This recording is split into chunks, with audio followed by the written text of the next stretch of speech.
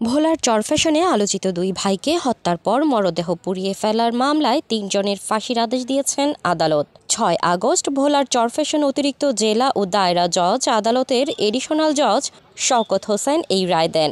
৭ April ২০২১ এই নরেনচন্দ্র দেবনাথ এবং দুলালচন্দ্র দেবনাথ এই দুই ভাইকে তাদেরকে ডেকে এনে টাকা দিবে বলে তাদেরকে বিভিন্ন জায়গায় ঘুরিয়ে গাড়িয়ে রাখে।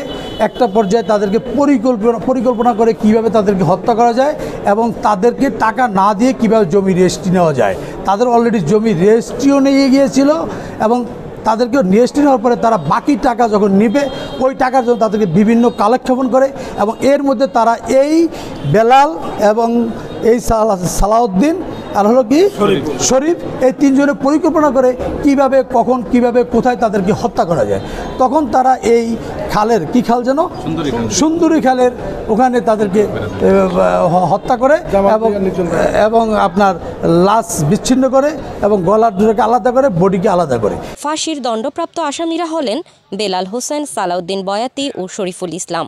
মৃত্যুদণ্ডপ্রাপ্ত আসামিদের মধ্যে শরীফুল হোসেন কারাগারে থাকলেও বাকি দুই আসামি বেলাল ও সালাউদ্দিন পলাতক রয়েছেন বলে জানা গেছে। রাষ্ট্রপক্ষ প্রমাণ করতে পারায় এই আদালত তাদেরকে মৃত্যুদণ্ডিত এবং ওই যে গলা কেটে বিচ্ছিন্ন করা এবং পাশাপাশি তাদেরকে পুড়ে ফেলা এই অপরাধের কারণে ওনাদের আরও 7 বছর এবং 20,000 টাকা ওনাদের জরিমানা এই শাস্তি প্রদান করে। হত্যা মামলার রায় প্রকাশে সন্তোষ প্রকাশ করে এই মামলার সরকার পক্ষের আইনজীবী হজরত আলী হিরণ বলেন, এটি হচ্ছে চরফ্যাশন উপজেলার ঐতিহাসিক রায়। একই সাথে মামলার রায়ের প্রতি সন্তোষ প্রকাশ করেন বাদী পক্ষের লোকজন।